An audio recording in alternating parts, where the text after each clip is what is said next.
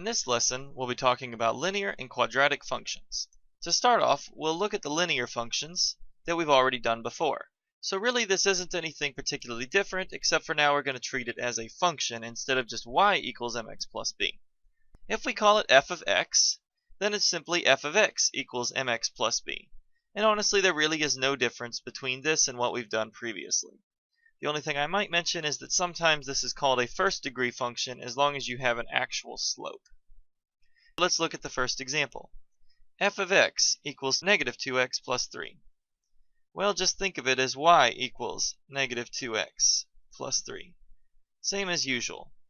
If we graph the y-intercept, that's 1 point. And if we graph the slope, just go down 2 and over 1, we'll get this point.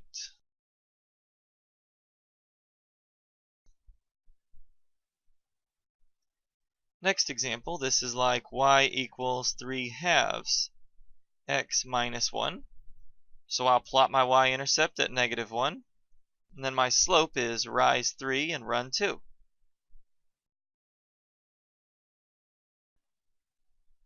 The last one, h of x equals 2. Let's just treat it as y equals 2. And if you recall, that's the graph of a horizontal line through 2, which just looks like this.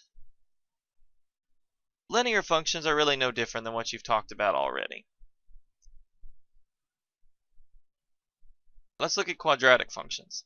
Quadratic functions are sometimes called second degree functions, and they're exactly what we did before. They're quadratic equations, but now we're treating them as functions. And we're going to look at some of the graphs of these. The standard graph, we usually call this a parabola, and you've probably heard that term before. So let's graph f of x equals x squared. What I'm going to do for this is go ahead and calculate some of the points. X, f of x. Let's just do negative 2, negative 1, 0, 1, and 2. That's a pretty standard set of points to try. So let me write a couple over here. F of negative 2 is the whole of negative 2 squared.